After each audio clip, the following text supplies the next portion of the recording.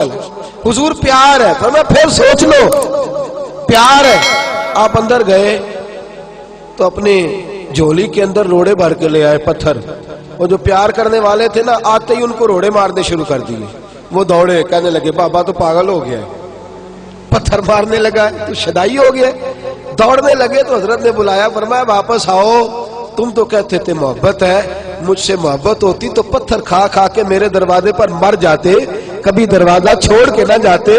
तुम तो पहले ही रोड़े पे भाग गए हो। तुम्हें किस चीज से मोहब्बत है? जिना तना विच इश्क न रचिया, कुत्ते होना थी चंगे, मालक दे कर राखी कर दे साबर भूखे नंगे। मेरे रसूल करीम सल्लल्लाहु अलैहि वसल्लम ने फरमाया, अल्लाह पाक तेरे गुनाहों को माफ करता है, रब करीम तेरे गुनाहों को बख्शता है जब तेरे ऊपर आजमाइश डालता है। मेरे नबी करीम सल्लल्लाहु अलैहि वसल्लम के एक चचाजाद भाई है हजरत जुबैर बिन अवाम, नाम सुना हुआ है? बोलिए क्या नाम है जी? सारे बोले।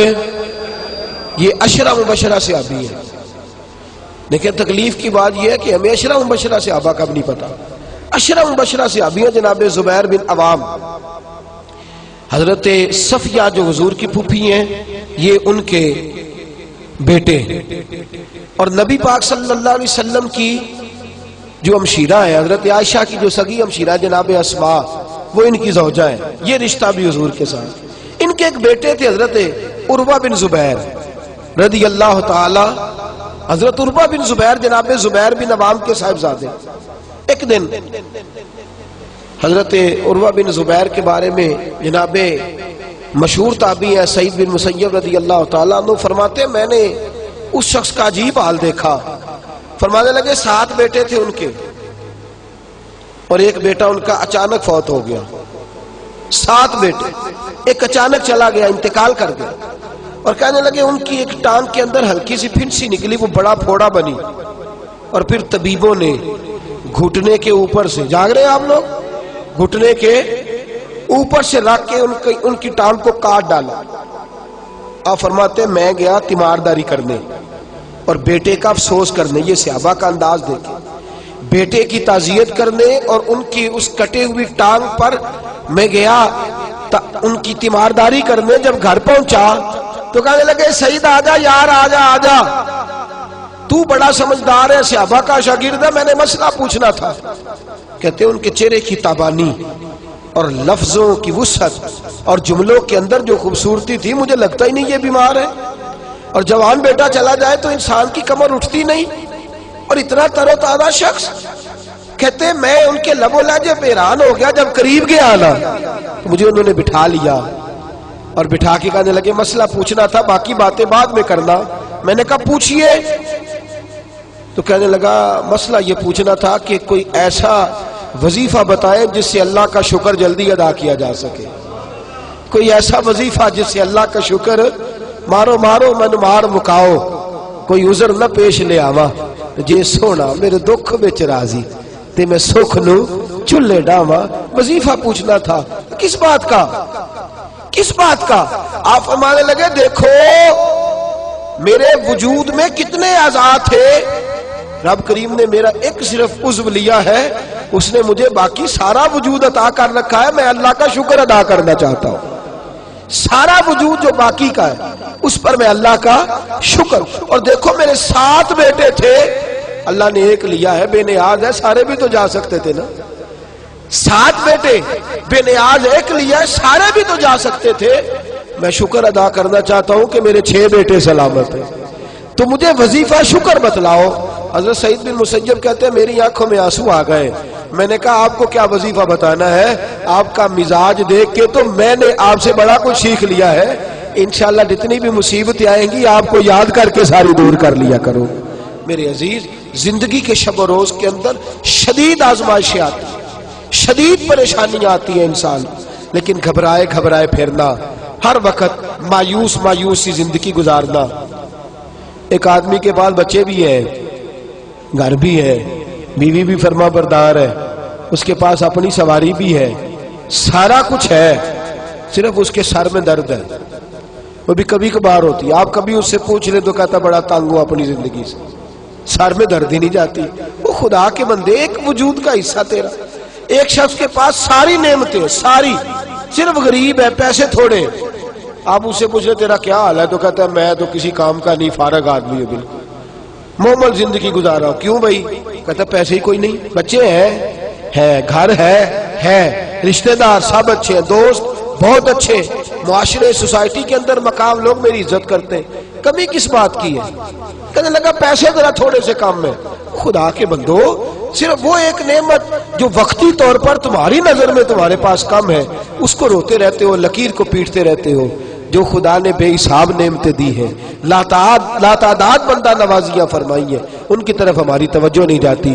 نبی کریم صلی اللہ تعالی علیہ وآلہ وسلم کے ماننے والوں نے جب حضور علیہ السلام سے ان چیزوں کا ذکر فرمایا تو نبی پاک صلی اللہ علیہ وسلم نے مختلف دلائل ارشاد فرمائے. اگر آپ ٹیک چھوڑ کے بیٹھے تو میں آپ کو اگلی حدیث سناؤں.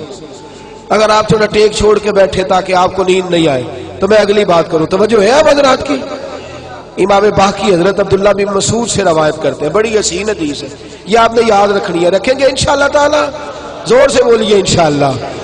اس کو یاد رکھنی ہے. نبی پاک صلی اللہ علیہ وسلم فرماتے ہیں 3 بندے اللہ کی بارگاہ میں کھڑے کیے جائیں گے قیامت والے دن. کتنے بندے جی؟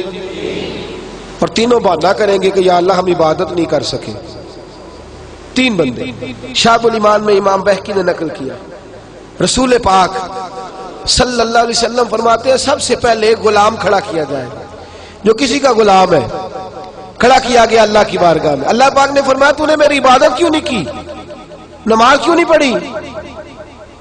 تو کہتا یا اللہ میرے اوپر بندوں کے حق ہی بڑے تھے، میں کسی کا غلام تھا، تو خدا بندہ میں کیسے تیری عبادت کرتا؟ میں تو غلامی کی زندگی گزار رہا تھا، مالک کی بات مانتا کہ تیری مانتا؟ میرے نبی پاک صلی اللہ علیہ وسلم کے صحابی فرماتے ہیں اللہ کریم حضرت یوسف علیہ السلام کو بلائے گا اور جناب یوسف کو اس کے سامنے کھڑا کر کے کہے گا یوسف اسے بتا تو نے کتنی قید کاٹی ہے، اسے بتا تیرے بھائیوں نے تجھے کنویں میں پھینکا ہے، اسے بتا تو نے کتنی تکلیفیں سہی ہیں. حضرت یوسف جب بات کر رہے ہوں گے تو رب اس سے کہے گا میرے یوسف نے تکلیفیں بڑی سہی ہیں پر سجدہ ایک بھی قضا نہیں کیا، سجدہ ایک بھی. تو بتا تو زیادہ غلامی میں تھا کہ یوسف زیادہ پریشانی کے عالم میں تھے؟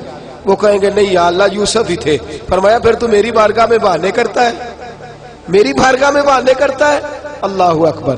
میرے نبی کریم صلی اللہ علیہ وسلم فرماتے ہیں رب کریم فرمائے گا اس سے جو تاجر تھا بھئی تو نے نماز نہیں پڑھی، عبادت نہیں کی، میرا ذکر شکر نہیں کیا، تو عرض کرے گا یا اللہ میں تاجر تھا، میری ڈیوٹیاں بڑی تھی، کاروبار بڑا پھیلا ہوا تھا. یہ اللہ خیر کرے آپ کو جسے پوچھ لے میاں صاحب نماز نہیں پڑھتے، کہتا میں نے ٹائم کوئی نہیں نماز پڑھنے کا. تو میں نے کہا بڑی اچھی بات ہے، اللہ خیر فرمائے، اللہ معاف فرمائے، اللہ اپنی رحمت کرے. ٹانگ ٹوٹ جائے نا آج تو لٹا لیں گے ڈاکٹر صاحب، 3-4 پلیٹیں ڈال لیں گے، 6 مہینے کام کو نہیں کرنے دیں گے. تو پھر آپ کا کیا خیال ہے آپ کے بچوں کی روٹی عرش سے گرے گی؟ کھائیں گے کھانا کہ نہیں؟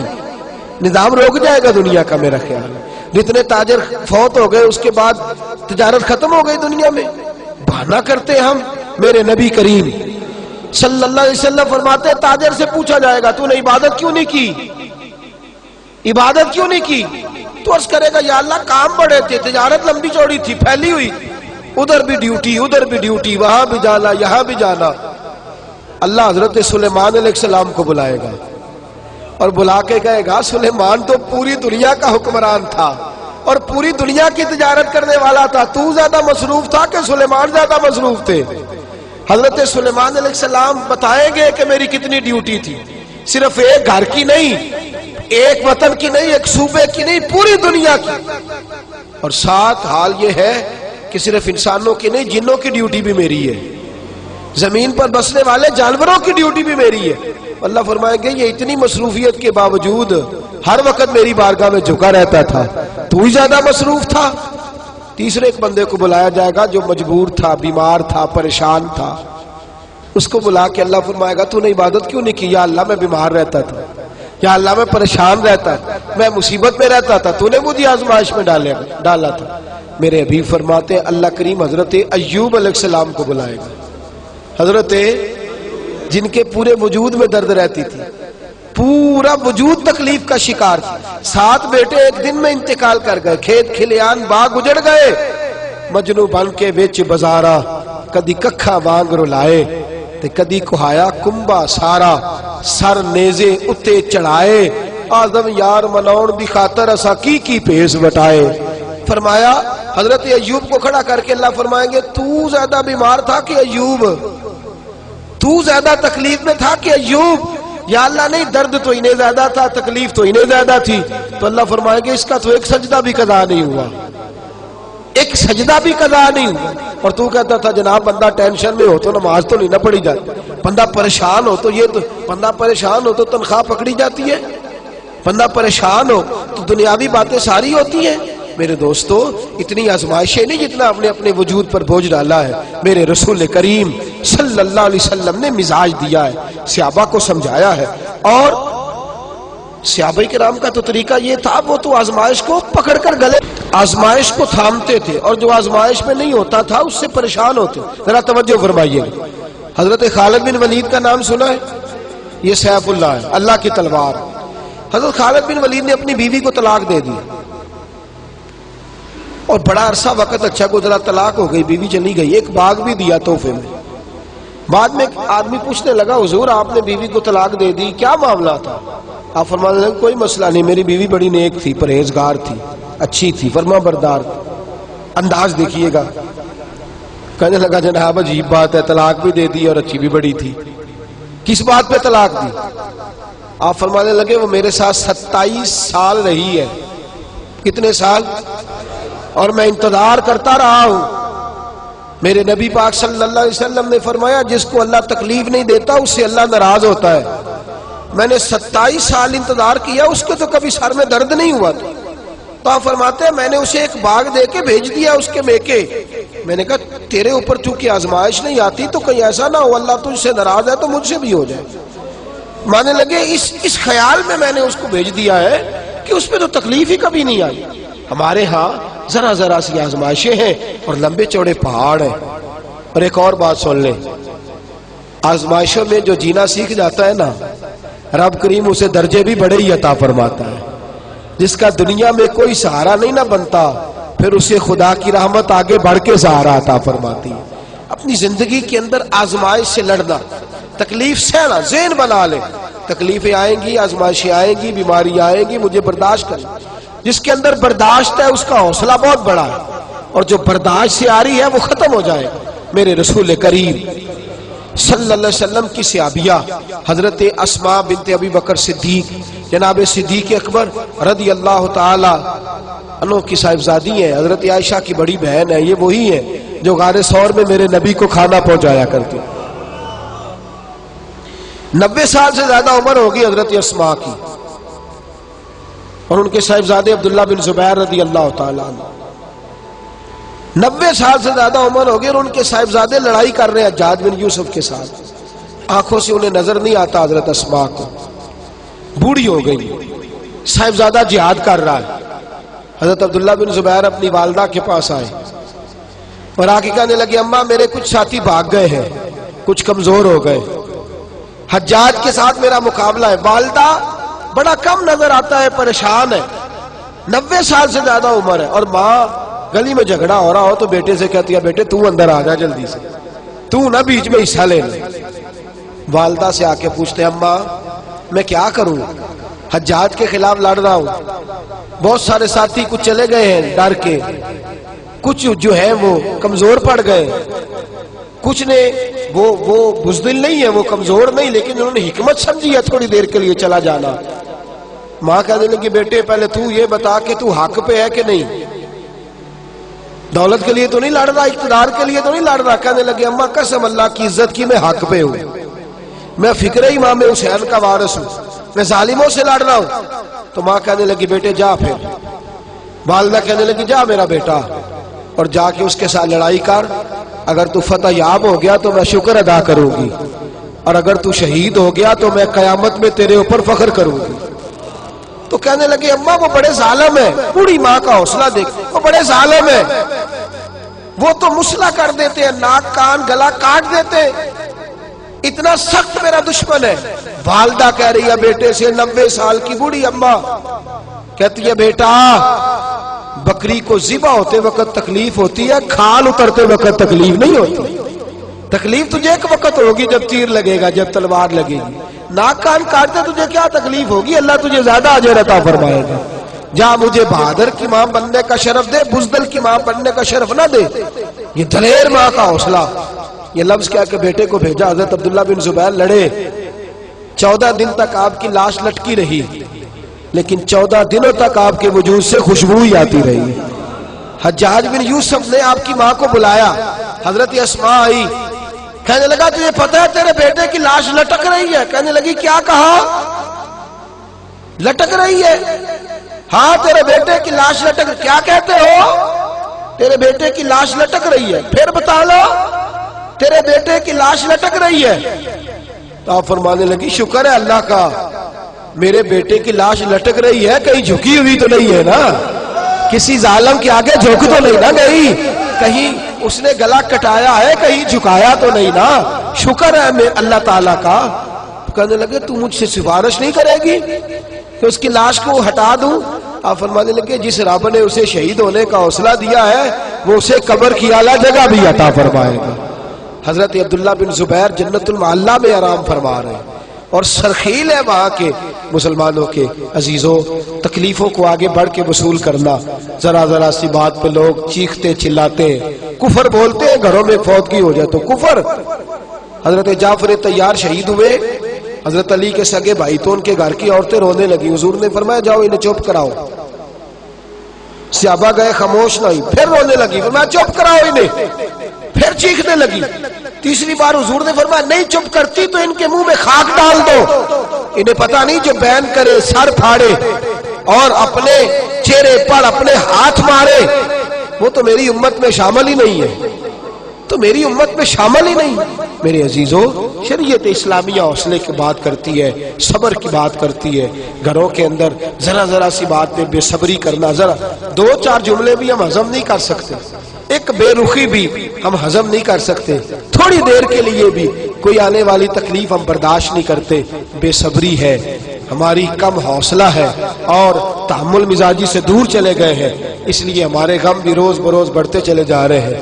رب کائنات کی بارگاہ میں یہ التجا کیا کرے اللہ ہمیں حوصلے عطا فرمائے، اور ساتھ رب کریم ہمارے اوپر وہ والا فضل فرمائے اس طرح وہ اپنے نیک بندوں پر فضل فرماتا ہے، اور اللہ ہمیں حوصلے اور صبر کے ساتھ زندگی کے ایام گزارنے کی توفیق عطا فرمائے، ہمیشہ مدحت خیر الانام میں گزرے۔ دعا ہے یہ عمر درود و سلام میں گزرے۔ آخر دعوانا ان الحمدللہ۔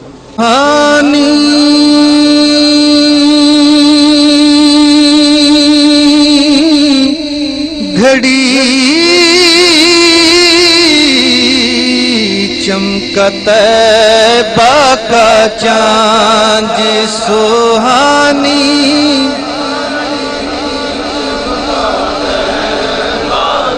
چاند سہانی، گھڑی چمکا طیبہ کا چاند اس دل افروز،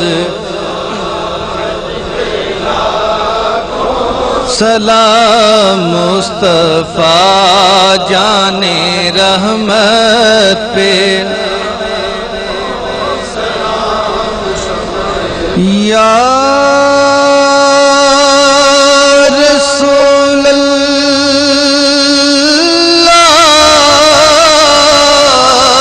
تیرے در کی فضا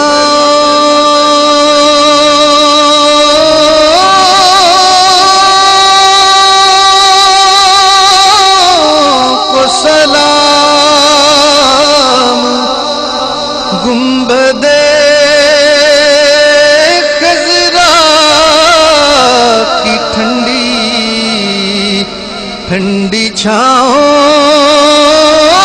کو سلام،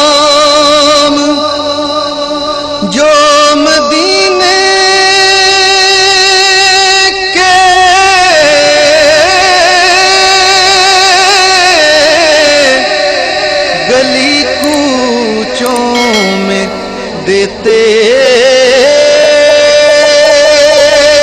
ہیں صدا تا قیامت